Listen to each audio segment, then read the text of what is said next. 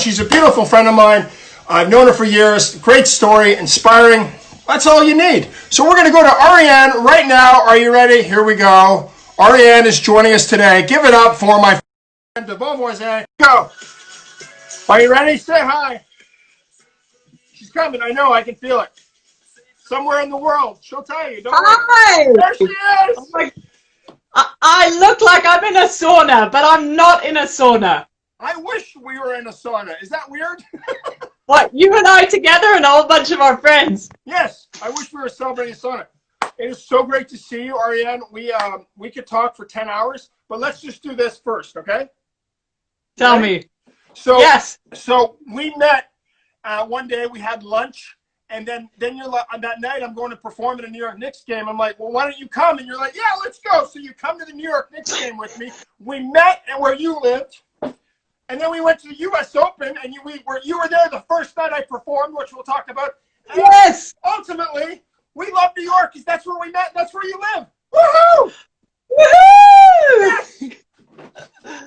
And I love you, Cameron. You've been such a dear friend to me. When I think of like who's been there for me in the last 10, 15 years, you're very high.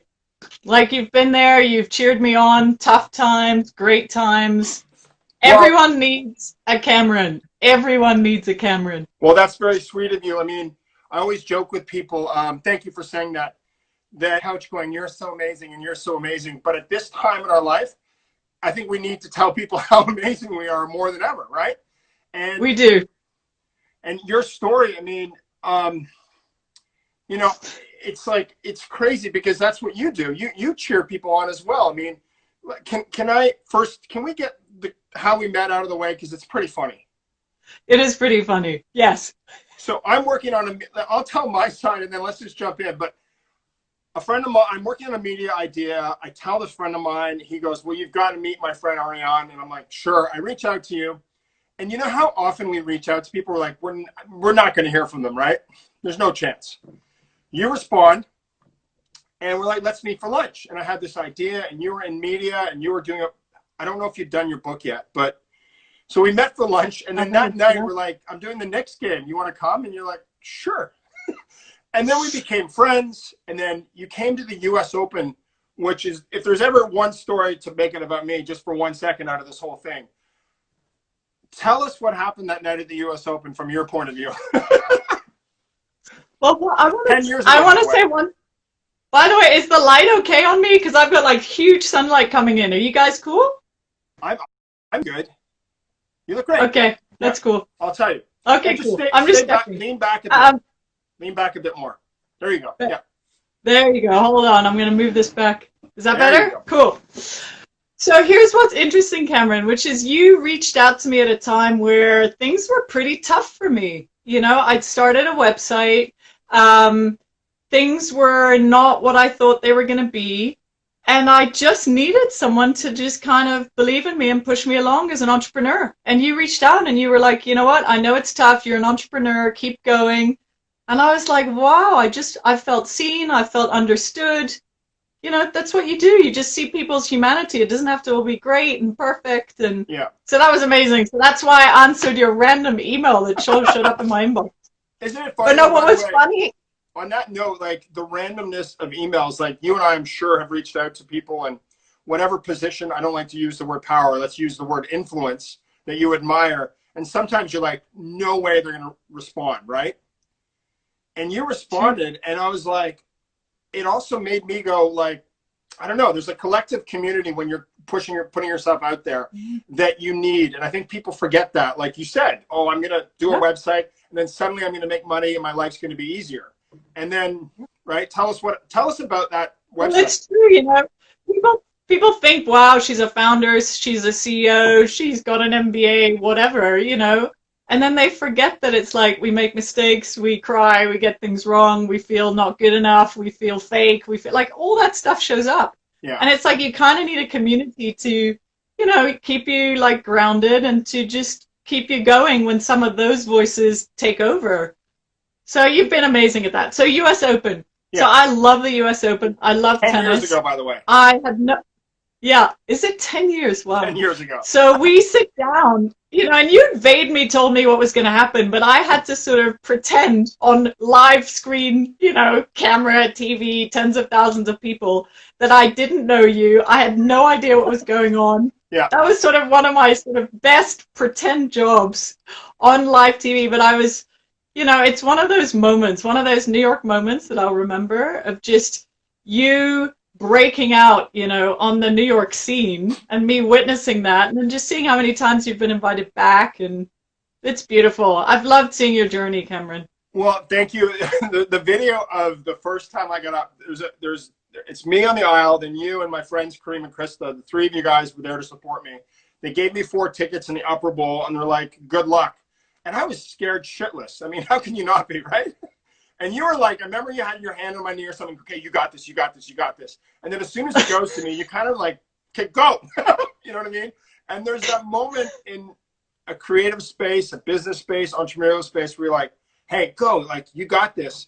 I get up, I do my thing, and, the crowd reacted well, and it was fun. And then, over the years, we'd go back, and, it is a big part of New York, but it's also like reminds me how many times I've had that moment where I'm alone and it's scary. So to have people with you. Yeah. So you're. I hear that, Cameron. That's so true. Like I remember the times where I've been on stage, like big stages. I keynoted the Oprah conference and I went to Maria Shriver's conference.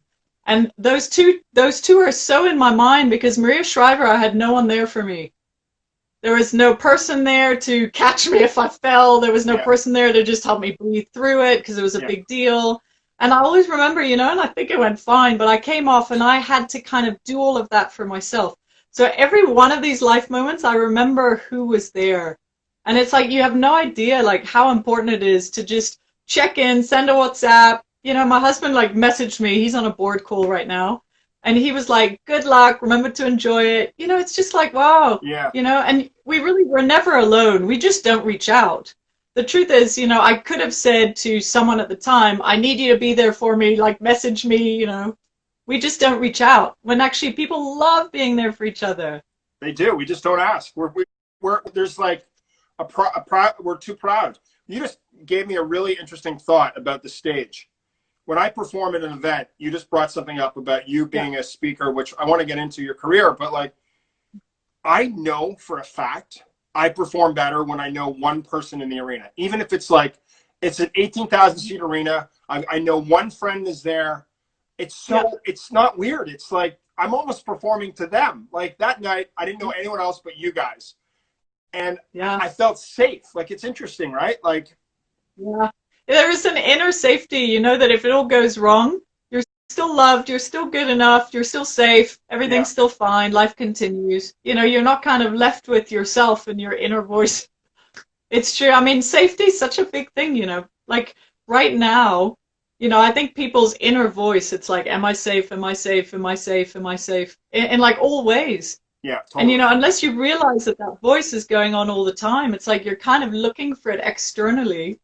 And it's the first time ever we cannot look for safety outside. Like you can look for it in terms of your inner state, your feelings, how other people make you feel.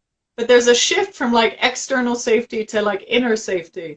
Like, do you just feel safe in terms of your own, your own container? Yeah. Not your job, not when we're going back to school, not what's happening on the outside. It's a huge shift for people. Also, on that note, too, there's also something about having someone there that you can celebrate with. And I think that that's like a big factor in life of like, you and I have been really good at, like every friendship you go through, super in touch, then we take time. But we've always had this celebrating thing that I think is like super important, whether you're live at the event or it's a check-in, or if it's like you saw a post, you reach out, and it's more than ever. We need that. We need to celebrate those victories. We need to encourage people to celebrate them, right? Yeah. We do, and what I would add to that, because I've just had to get good at this, is it feels really great, like if you acknowledge me and you encourage me and you tell me I'm great, but it always feels greater if you can say it to yourself. Like there's something about self-acknowledgement. Right, self-acknowledgement, self-appreciation. Like, no one takes that away. It's not fleeting. You give it to yourself. children need to give it to themselves. Like it's sort of, it's not where it's dependent on the outside. Yeah. It's like, wow, I did that. I did it on stage, or I, had a great day with my kid today during homeschooling. Like, just you've got to wrap yourself up. Oh my gosh, it's like it's been a lifesaver for me just to kind of speak nicely to myself, like real self kindness. Otherwise, it's so easy to focus on the one thing I forgot to say in my talk, or the one thing that didn't go quite well, and it's like, wow, we're just driven to the what's wrong or the what's missing. Why do we do that? Why do you think we do that?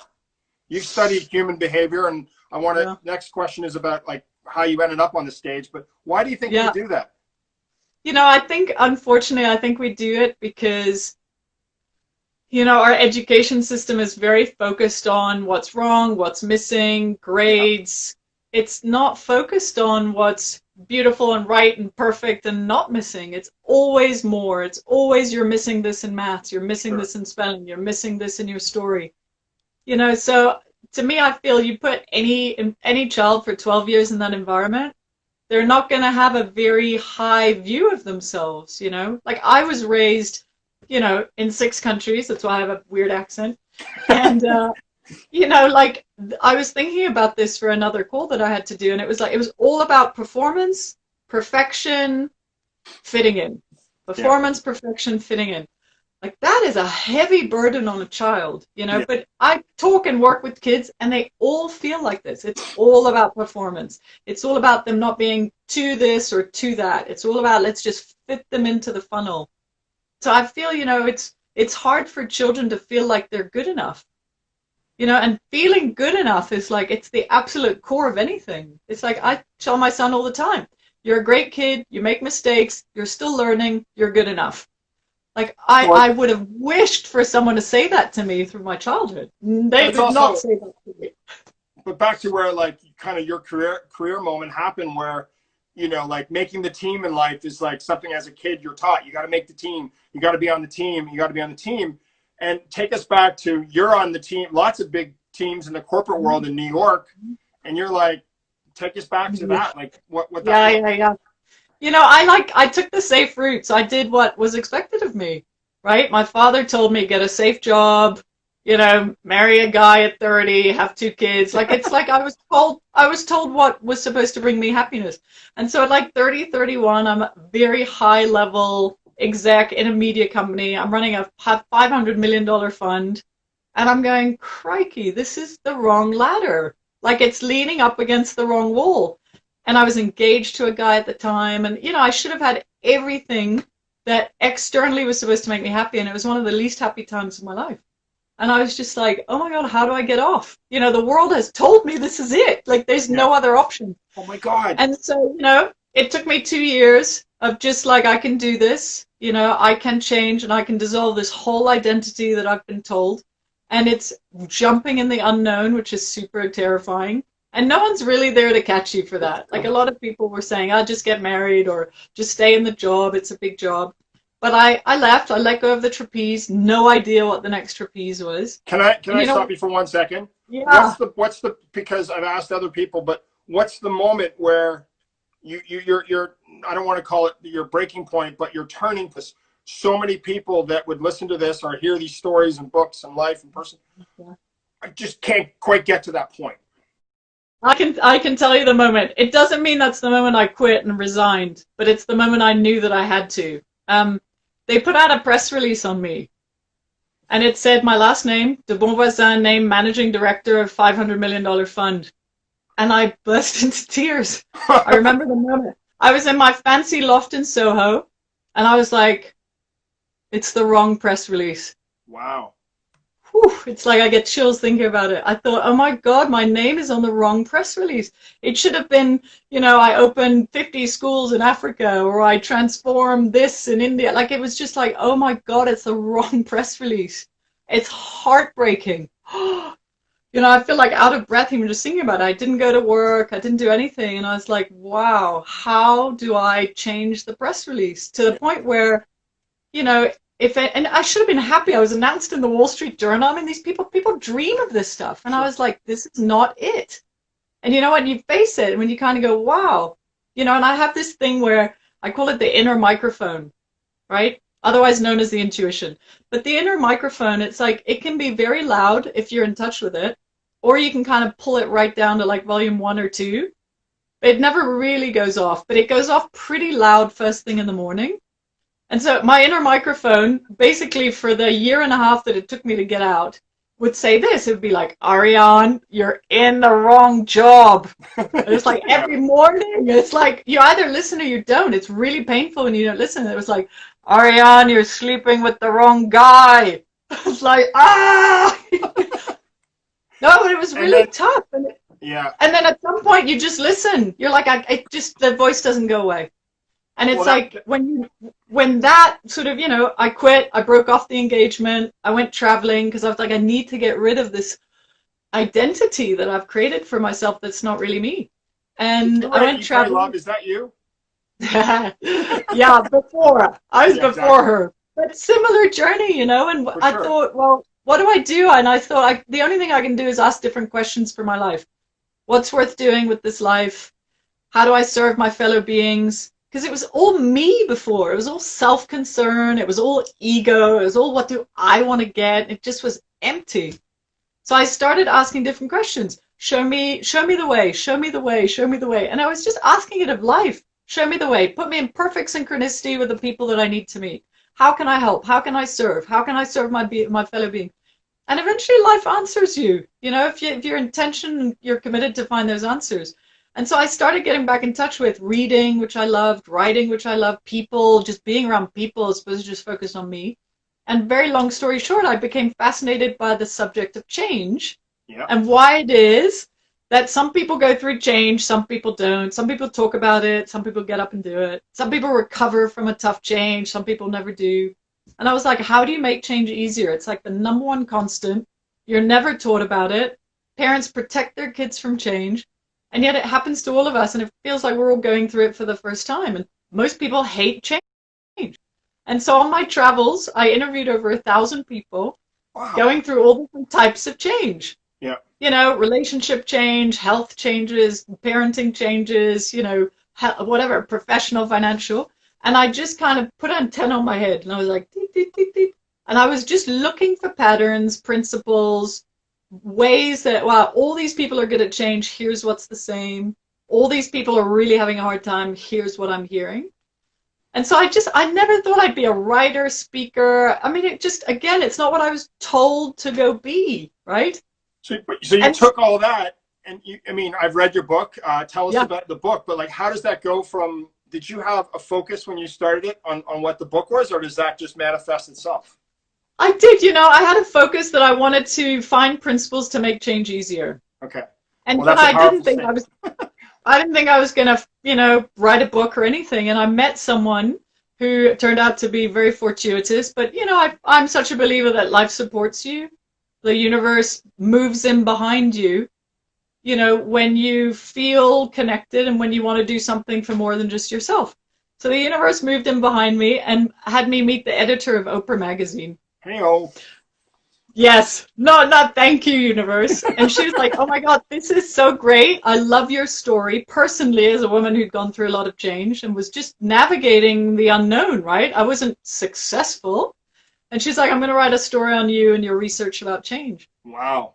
So that was, a nice little wink of you're on the right path. And the that's universe, also, to throw something in there, that's also a massive part that I've lived and I'm trying to work on and talk to people about the concept of trusting it. And you don't know when those singles, doubles, triples, home runs are going to happen. And then they start to, reinforce your new press release, but they don't all happen at once. Right. Yeah. Yeah. It's very true. So what to me, in my coaching business, like I'm always telling people, the most important decision you'll ever make is whether you feel you are in a friendly universe or an unfriendly universe. Are you supported or are you punished? Are you lucky or are you unlucky? Yeah. Are you, do things work out for you no matter what? Even the really tough stuff. It's like when you really believe everything is happening for you, there's a moment where like you cannot possibly put yourself in suffering because everything is happening for you. I mean, Einstein said it's the most important decision you'll ever make. I'm not going to take credit for that. But anyway, so long story short, Well, hey, the you book. can steal from an artist, right? Yeah, exactly. The book gets done. I get a publisher. I raise money. I create a website to help people through 60, 70 of the most popular life changes. And that's when you showed up in my life because it was hard. It was really hard to And what was the just book called? start a business. So the book is called The First 30 Days. And I it's read it, basically by how the to way. make. You know I did read it. I was one of your Uh, friends that did read it. I think I even annotated it in some beautiful way for you. You I did. put a You few did. nice comments. But you know, like I realized that, yeah, I mean, I loved doing it and I loved being, you know, in charge of the website and the people. But again, there was a moment after 4 or 5 years where the inner microphone was like, something else for you. Like the business is happening, it's running, you've become a change speaker, you've become this change expert, even though I'd never put the word expert next to anything that I do. I think the more you're in learning and beginning, the more you can help people. And I made the, again, decision to sort of, leave, have the company and the website work without me. And again, you know where this goes. I go traveling, right? Yeah. And so I go traveling again. I trust my intuition. I wrote in my journal 3, 4 places I wanted to go. I wanted to go to Australia and write my next book. And then Cambodia kept on coming up for me. Go to Cambodia. And so you know what? One thing you'll learn about me is I listen to that. And I go, I'm going to Cambodia. I don't even know why. So I went to Cambodia by myself. I started getting really comfortable by just being with myself because life was supporting me and things were working out. Long story short, I met my husband in Cambodia. In On a a trail. temple, in a temple. That's a whole other story. And obviously life changed. We traveled, but for me, it was like the heart needed to be open. When you're in like work mode and CEO mode and goal mode, it's like your mind is very busy and you're living kind of above the neck. That's not where the magic happens, right? The magic of love, relationship, connection, and impact, it happens below the neck. Like I watch you perform, you're in your body, you're in your heart, you're in your spirit, that's where the magic is. That's why people love you, because they connect to you. So it's like, for me, it was like, I was up here for my career. That wasn't going to work personally, and it certainly doesn't work in the parenting life. Yeah. So I had to kind of move back into the breath, the body, moving, like. So anyway, met my husband. We moved to South Africa, lived in Cape Town for a while, had a beautiful boy. And I mean, to pivot the career, I had done life skills and change skills my whole life at that point. And I started realizing, as grown-ups, all our wounds trace back to when we're children. It happens all the time. And I see it, But I thought, wow, like, I've done 15 years of personal development and spiritual this and self-help this, and hopefully it's helped me a tiny bit.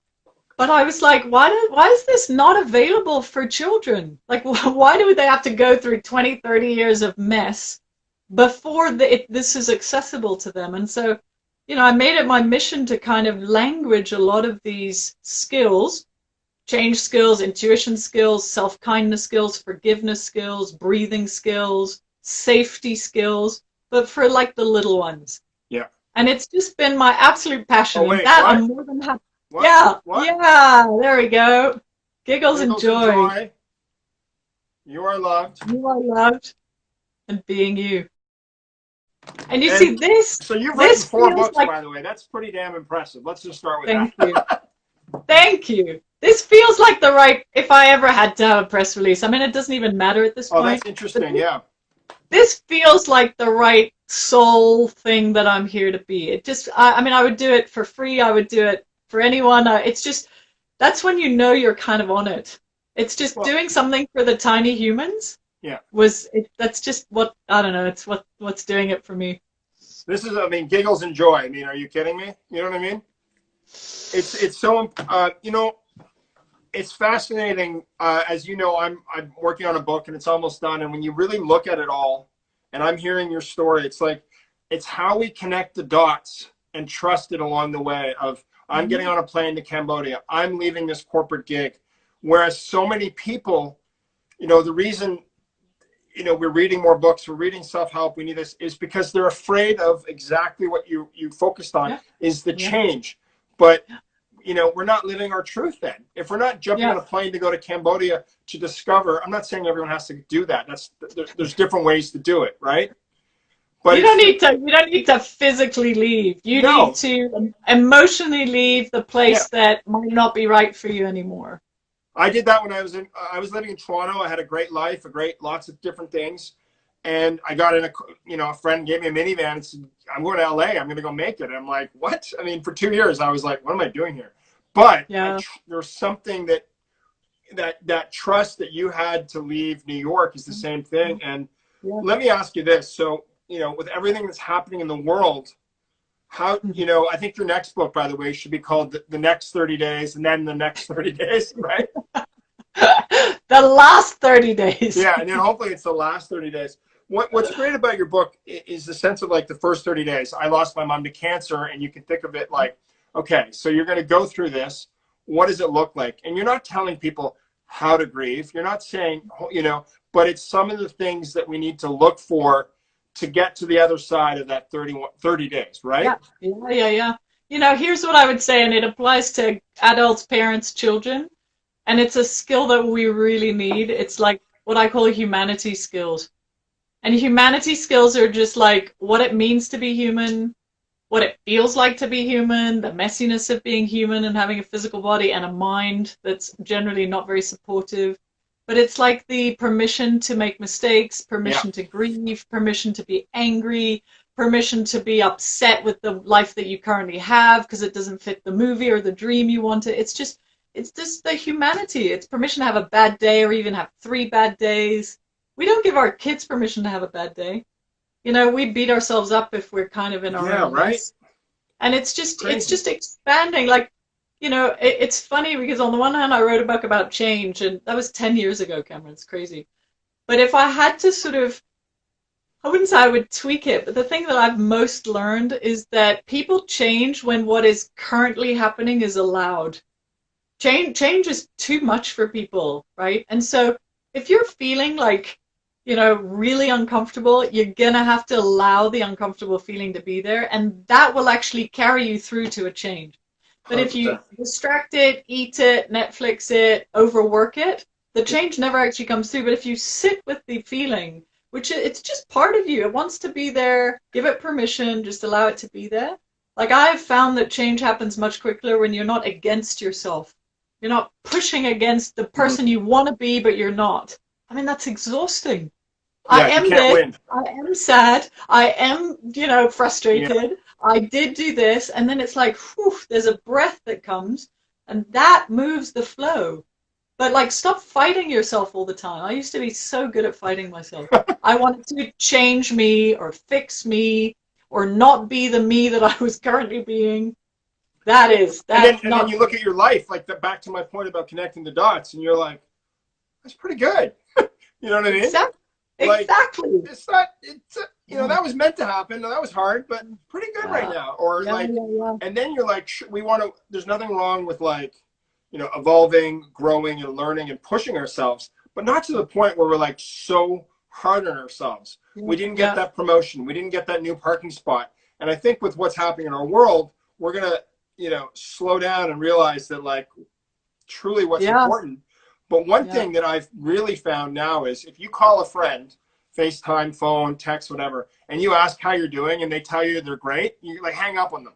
Like the truth that people are speaking right now is kind of what we've always wanted to say. If you call me and we haven't chatted in a while and I say, well, this struggle's happening, but this is good and that's good. That's the truth of what we should be sharing. Yeah. Right? But I remember I reached out to you a few weeks ago and I was like, wow, I'm really having a hard time. I need some cheering up, And it's like, I don't know. I feel like the minute you can drop into being really radically honest and authentic, again, it's like you just start breathing again. You're not pretending, not up, having to sort of manage your social image, your professional image, your family image. It's like, wow, that is just, to me, that feels overwhelming, much more so than just going, oh my God, I just completely lost my shit on whoever. But I don't know, like for me, when I look at it now and I look at what's going on in the world, there's a little bit of a forced Hi, kind Angie Green, by the way. Angie Green sent me. of, If there's anyone a has any little questions, fire it up. Come on, bring it. there's a little bit of like a forced there's a forced kind of, inward looking. And that's really uncomfortable for people and they want to get back. I mean, we Yeah. externalize our pain. That's what we do with our pain. We externalize it in some way, whether it's a new company or a new this or a new boyfriend or a new kid and it's just that then it never goes away. You just put layer over layer over layer on top of it. Yeah, anyway. Genuine and authentic are the key. Yeah, I mean, it's you challenged me, actually. I didn't think of this, but you challenged me in a way that I probably never had said thank you to, and I said we weren't going to go Oprah, but here we go. You challenged me more than probably my team of therapists to be more vulnerable on to put it out there more. Yeah. And do you remember that when you did? Yeah, I totally do. I was like, just let them see the whole thing because people are dying to just feel like, oh, they're like me. I don't want to be better than anyone. The better than energy is so unattractive. Do I have more skills than you in some ways? Yes. Are you much better? You're not a better dancer than me, but you do more of that than me. Like it's like what to sort of go into sort of the simplicity of just who you are and not be on the totem pole of life. Like people are on the totem pole. Like they walk around, they're like, oh, well, my kid's this, or my husband's this, or my home's this, or my job's this, or my Instagram's this.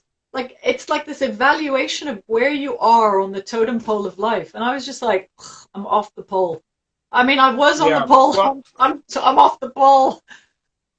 Hey, finally. Well, you got to make some money on the side somehow there, babe.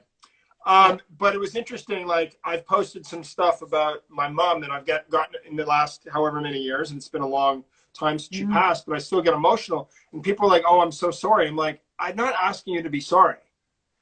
Please stop saying that. I'm asking you to feel something, maybe to reach out to your mom, but ultimately just to feel." And whenever someone that I know close to me like loses someone, and if they ask, they're like, well, what did you do? And I'm like, you can't compare it. But what I can share is exactly what you said. Feel it. Don't be afraid to feel it all. And don't always do that through, a double bacon cheeseburger, right? No, it's true. And you know what? When people come to me with tough stuff, I really have to remind myself that they don't need helping, fixing, changing. They don't need any of that. They just need to feel like I or whoever they're reaching out to is a safe place for them to feel the entire experience, whether it's anger or grief. It's just like, I can hold you through it. I'm not going to tell you anything. You've got a broken heart. I'm with you in that. I know what it feels like. I understand. And people, then they go, oh my God, you're like so good. And all you did is really listen. But really listen. I've had a marketing friend on, a guy who hosts TV, a friend of mine who's a director of entertainment for big sports teams. Guess what one of the biggest themes is? Listening to our audience. And which brings me to a great question I have, because by the way, we haven't, how my brain works. We go everywhere. Where are you in Go. I started this whole thing off of where you are. Where? That's so funny. Well, have a guess. I've got like a wooden cabin behind me. You're eating chocolate somewhere? Yes. Lots of chocolate. Really, really good chocolate. Are you with Roger Federer at his house? Yes, exactly. There's big pictures of him around here, but yeah, I'm in Switzerland. Switzerland, not a bad place to be. And you sent a few pictures of you hiking, and you're like, 2,000 meter social distancing up there. But what I was going to say was about to the listening to the audience. You went from writing the book to being asked to go on stages. What would be your top, let's say, 2 or 3 moments on stage that just were like, woo! Amazing. Top of the list is definitely Oprah. So I was asked to keynote the Oprah conference in Johannesburg in South Africa. So she was there, doing stuff for her girls' school. But the key moment was this. I was 3 weeks after having given birth. On that stage, 8,500 people.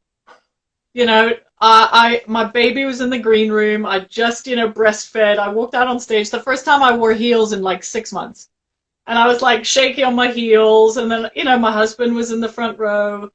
And it's like I see all these people and everyone's on their feet. Like the South Africans know how to dance. They know how to party. And we were having like this just really fun, like South African music. And there was a moment where I was just like, I'm hormoned up. I'm 3 weeks after giving birth, right? And I'm thinking, oh my God, I actually don't know if I can do this, right? I couldn't run off stage. But there was this moment of just going, it was mainly women.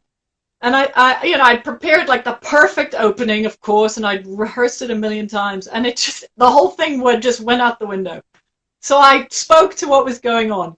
So I said, I've just left my son. Hold on, time out. You ripped up your whole plan?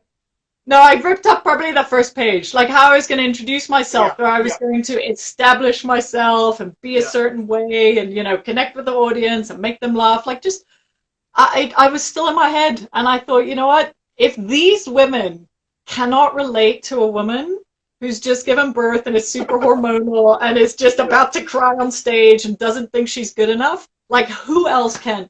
And so I showed up as that woman. And, it was just like, I spoke exactly what was going on for me in that moment. And it was amazing. It's like everyone got up and they cheered and, it was a moment to remember where I thought, wow, that is the biggest talk I've ever done. And it was the biggest risk I ever did by not going on script and just going, I'm just going to be real and connect and be human. And you know what's funny, Cameron? So, it took 45 minutes. And I ended the talk with a Mother Teresa quote. And I said, God doesn't require you to succeed. God only requires that you try.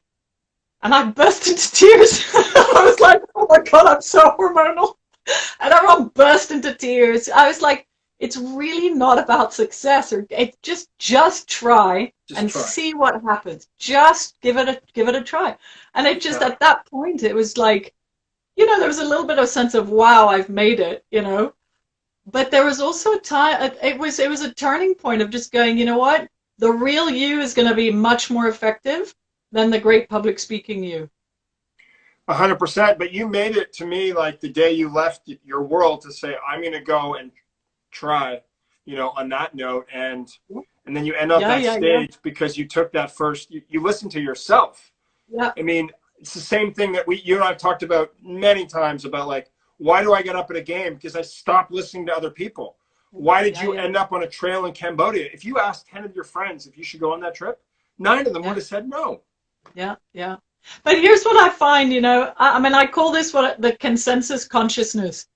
It's just this kind of consensus mass kind of glue that microwaves to you on an hourly basis how things should be, how you should parent, what you should wear, what you should do with your hair, how your kids should be schooled, what they should. It's just when you really realize that is happening all the time, it's very hard to step out because there's so many people in this group. The majority feels like it wins and it's the right place to be, and that's where success is. So when you step out of the consensus consciousness, first of all, you feel judged, and then you feel abandoned, and then you feel you're wrong, and then you feel crazy, and then you feel, well, whatever. But it's actually very hard for me to get back in. And what I've noticed is, and I'm sure you've noticed this too, is the way to inspire, uplift, and love the tribe is to be out of it. And to kind of just show them a different way. But to influence and inspire from being in that is much harder. Like the real crazies are usually out of the consensus consciousness, and they're just very bold and courageous. Doesn't mean that everything's working out and easy. But you're not in that. It's like, your job isn't that, your lifestyle isn't that, I don't have a job anymore, anyhow. Your dress style isn't that. Like, you're out, but there's like this lightness about it.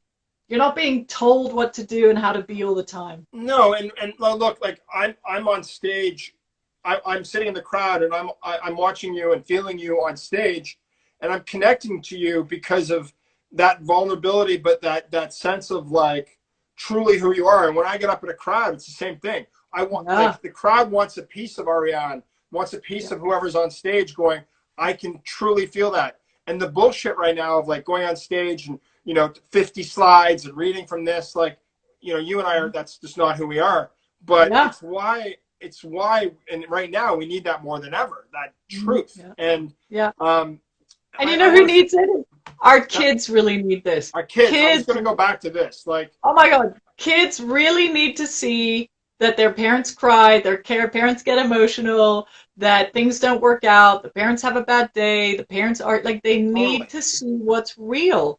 And it's like this kind of this other way of parenting. It's like this, it's much harder in some ways to kind of, you be human and you move through your stuff than it is to just parent children.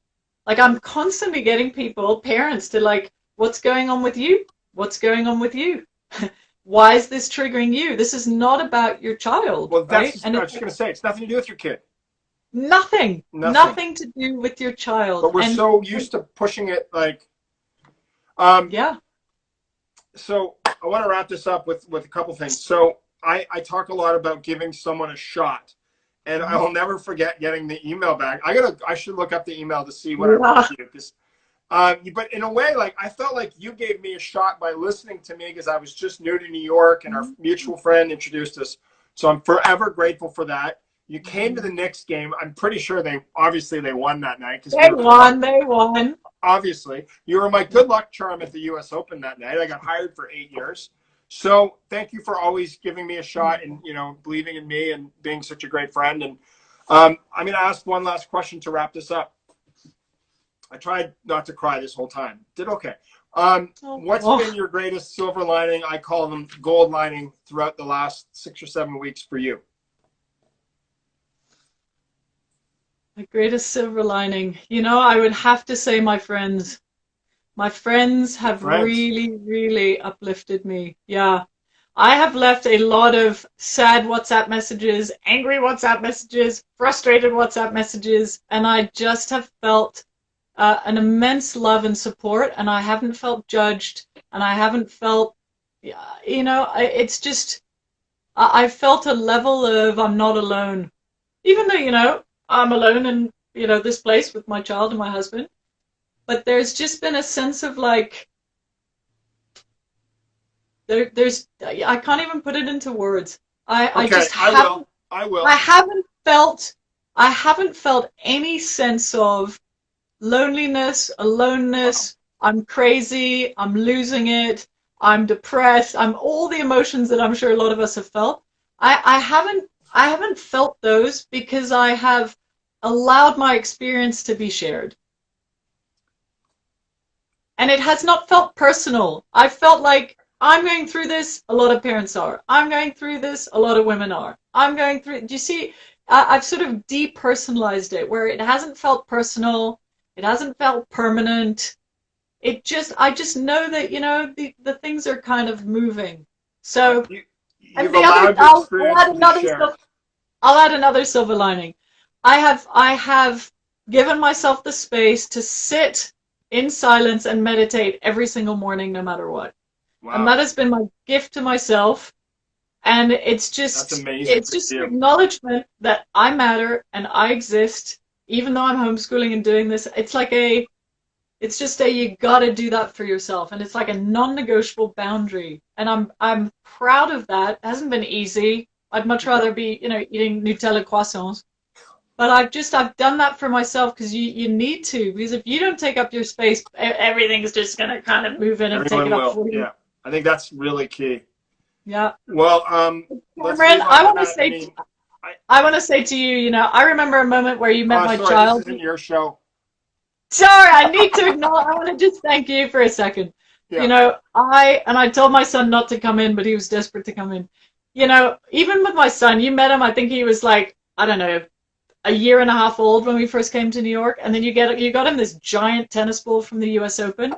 He's only ever met you twice, and you have impacted him. We went and played soccer in Central Park, and it's like I always remember that he found a dead rat in Central Park, and I wanted to tell him that it was sleeping, and I think you looked at me and you're like, no, it's a dead rat. I remember that. But I was like, wow, you always tell the truth to kids, but you know, he knows who you are. It's like there is something beautiful, special, magnetic that you have with children. And I know that you do a lot of work with grown-ups, and I think you have an immense gift with kids of any age, and they are lucky to come into contact with you because Well, they are reminded that who they are can continue, you know, and that this childlike, beautiful, dancing, interesting, lovely, kind, whatever, is allowed to also, they don't have to shut it down. And they need more thank examples you. of, they need more examples of people like you where as an adult, you know, you still have that. It's so still alive in you. And your mom would be so proud of Oh, you. Oh thank my you. God. I just got a message from Vegas, and there's a young girl there. I always get her name wrong, Maya, and she's a young girl who I go and visit at the games. And there's no greater connection than having a kid put a T-shirt in their hand and empower them. Like that's like someone asked me the other day, "What do you do when you're not feeling it?" I go, I have a moment like that, and I'm like, I'm in. Yeah. And that's the connection that I hope we can all get back to. You know? Yeah. Yeah. Even just impacting one person, babe. Like it's sort of, yeah, I remember the moments where it's just one person and one person. It's just, it's not this like mass thing. But yeah, Yeah. bless you. Lots of Thank you love. so much. Great to say hi to everyone. Thanks for tuning in. Thanks for checking out. We'll talk You're soon. amazing. Over to you. Bye. Bye. Say Bless hi you to all. Roger.